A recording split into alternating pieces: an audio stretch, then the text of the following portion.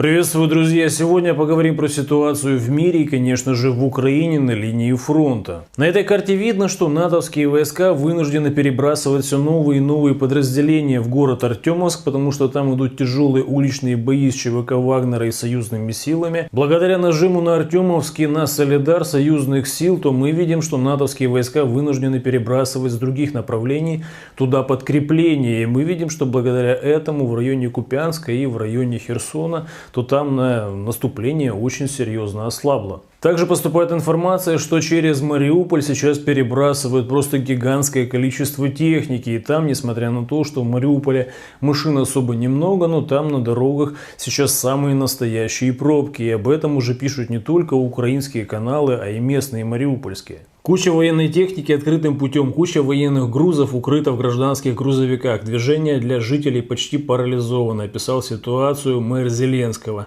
Большие колонны военной техники России, как пишут местные паблики, были замечены в районе Мелитополя, шли на Херсон и в сторону Запорожского участка фронта. По сути, уже не только армейскими грузовиками перебрасывают туда различную технику и подкрепление. Мы видим, что сейчас уже даже со стороны союзных сил по полной программе используются грузовики без какой-либо маркировки и так далее, для того, чтобы их тяжелее было отследить и уничтожить. Подобная переброска войск в направлении Запорожья и в направлении Херсона четко говорит о том, что там готовится либо серьезное сражение, либо серьезное наступление. Но с учетом того, что время для натовских войск в тех регионах осталось для наступления фактически очень и очень мало, то скорее всего речь идет все-таки там о наступательной операции и о ее подготовке. Также сегодня поступила новость о том, что с Чехии более 45 танков Соединенные Штаты Америки передали, конечно, своим войскам в Украину. И тут нужно обратить внимание, что по сути Соединенные Штаты Америки распоряжаются запасами военной техники стран Евросоюза. И это вроде как бы казалось бы разные страны, но тем не менее там Польша, там Чехия, там Румыния и так далее. То это по сути те страны, которые четко исполняют те команды, которые приходят из Вашингтона. И складывается ощущение, что все-таки даже и Брюссель особо не влияет на управление этими странами. И по факту сейчас мы видим, что американцы пользуются всем военным имуществом вот этих стран Евросоюза как своим собственным. А это уже, знаете, прямо говорит о том, что Евросоюз по сути находится в полном подчинении у Соединенных Штатов Америки. Сейчас западные страны просто вынуждены в Украину посылать просто эшелоны различной военной техники. И мы видим, что такие эшелоны идут практически каждый день. Потому что объективно сейчас натовская группировка войск в Украине несет крайне тяжелые потери каждый день. И тут банда Зеленского четко осознает, что если в метрополии за океаном придут к власти те силы, которые крайне будут негативно относиться к колонии Украины, то здесь, как говорится, всю эту банду Зеленского пустят под нож. Именно поэтому сейчас Зеленский просто делает все возможное, лебезит как только можно перед своими западными хозяевами, лишь бы все-таки его не списывали после победы республиканцев на выборах. Именно поэтому сейчас Зеленский награждает какими-то своими орденами Салливана, советника президента Байдена, и, конечно, обхаживает его как только может, потому что для Зеленского крайне важно, чтобы в принципе хотя бы те же самые более-менее лица остались на должностях и продолжили накачивать режим Зеленского деньгами и, конечно, не выводили натовские войска с Украины, потому что именно на натовских штыках держится режим Зеленского. Тем более официальные лица в республиканской партии уже официально говорят на открытых мероприятиях, что после победы их на выборах, то Украина не получит ни копейки. И это, по сути, уже, можно сказать, предвыборные лозунги, которые, конечно, республиканцы будут по полной использовать против демократов.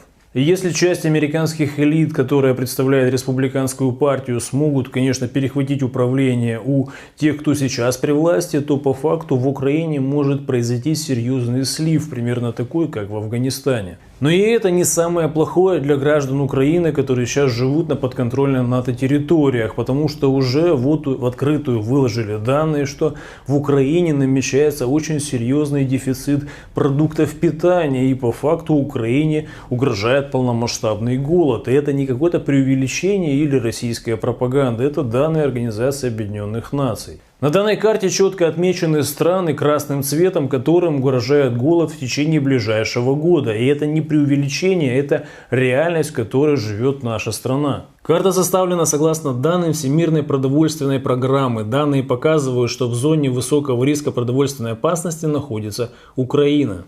По факту мы помним, что Зеленский и вся его банда рассказывала с высоких трибун, что с Украины нужно срочно вывозить продовольствие любыми методами через железную дорогу. Для этого сделали зерновую сделку, чтобы целыми кораблями вывозить просто зерно с Украины. А теперь мы видим, что уже по открытым данным, оказывается, Украину все-таки ждет голод в ближайшее время. Как вы, наверное, помните, многие рассказывали о том, что Зеленский ведет украинский народ к самому натуральному голоду и голодомору, как говорят в Украине.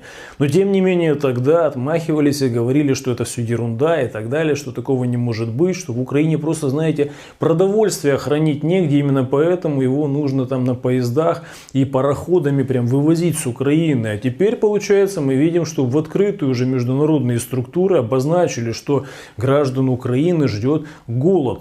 И это прямо свидетельствует о том, что режим Зеленского сейчас делает все возможное для того, чтобы именно уничтожить народ Украины. И поэтому можно абсолютно четко называть режим Зеленского реально антиукраинским. И пока самых способных из украинцев, которые могут хоть как-то держать оружие в руках, утилизируют по факту в окопах, мы видим, что тех людей, которые остались условно семьи, будут добивать с точки зрения вот организации голода. Друзья, ко мне приходит сейчас очень много интересной информации, и понятно, здесь на YouTube я не могу всем поделиться, потому что тут есть масса ограничений. А вот в Телеграме этих ограничений нет, поэтому все самое интересное я выкладываю у себя в Телеграм-канале. Ссылка на него в описании, первым комментарием под видео. Кому интересно, переходите, смотрите, подписывайтесь. Напоминаю, мой Телеграм-канал выглядит вот так, сейчас делают много клонов, и важно, чтобы вы подписались туда, куда надо. Также в Украине продолжаются веерные отключения света целых областей. И по сути уже даже полстолицы Украины по полдня сидит без света. И это, как говорится, только начало. И несмотря на все это, мы видим, что и в Украине, и в западных странах сейчас активно разгоняют тезис о том, что с обеспечением мобилизированных в Российской Федерации сейчас есть серьезные проблемы.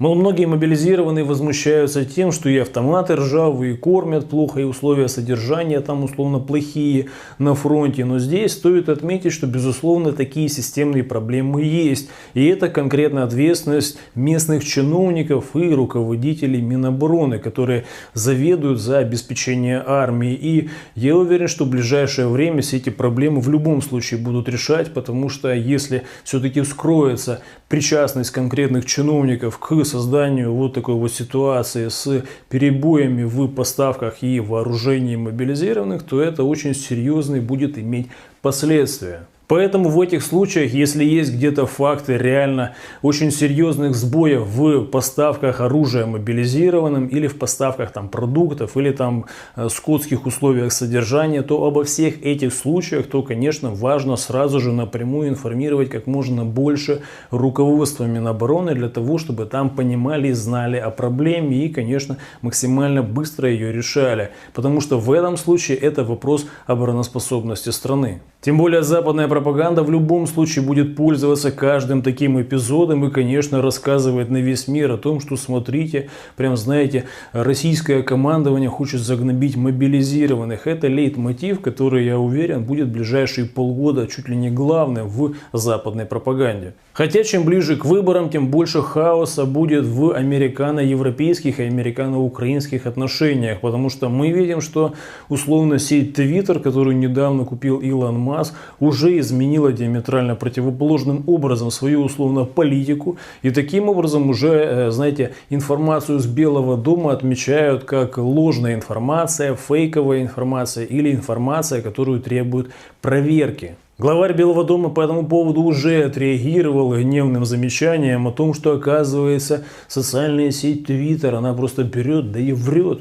Причем мы видим, что уже CNN публикует новость о том, что Илон Маск все-таки действительно отключил больше 1000 своих терминалов, которые использовали натовские войска в Украине, и это вызвало реально серьезные перебои со связью. И до сих пор эти проблемы со связью, оказывается, сохраняются. Также мы видим, что канцлер Германии поехал на поклон к Си Цзиньпиню, и мы знаем, что уже Китай по сути стал центром силы как-никак в мире, и мы видим, что немецкий канцлер это тоже понимает, и поэтому чуть ли не самый главный визит для Германии он совершил в Китай, а не в Вашингтон. Но с учетом того, что Германия сейчас ведет крайне антикитайскую и антироссийскую политику, мы видим, что китайский лидер не побоялся в открытую заявить Германии о том, что сейчас Германия представляет из себя просто колонию, которая управляется Соединенными Штатами Америки. И для политика уровня Шольца это просто, можно сказать, унижение на весь мир, который, собственно, мы видели все публично. Давайте почитаем, что сказал Си Цзиньпинь. Надеюсь, что Европа будет стабильной и процветающей, сохраняя существующую линию в развитии отношений с Китаем.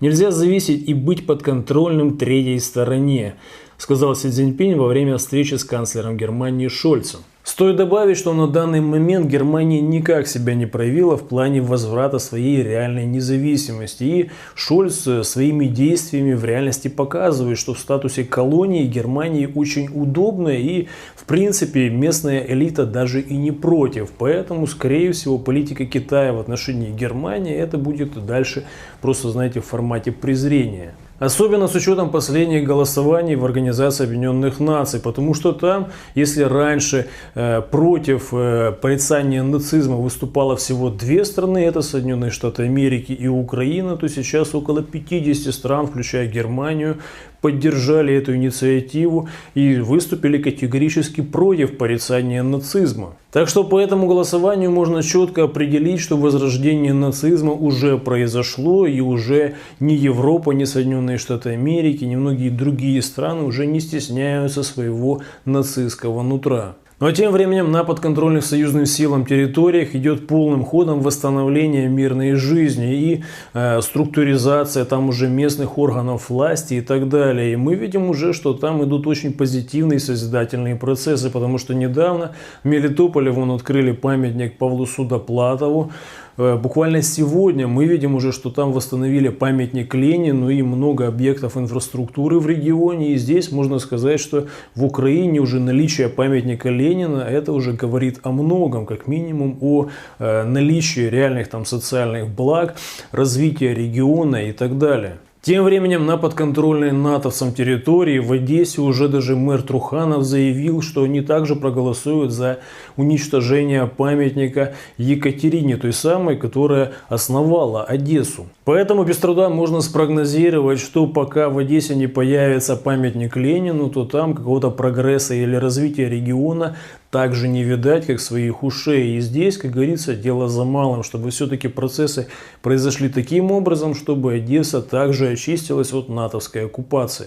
Что думаете вы по этому поводу? Пишите, будьте добры в комментариях. Но на этом у меня сегодня все. Не забывайте подписываться на мой телеграм-канал, потому что там я вам напомню все самое интересное, потому что тут много чего публиковать нельзя, а в телеграме можно. Ссылка на мой телеграм-канал в описании, первым комментарием под видео. До скорого.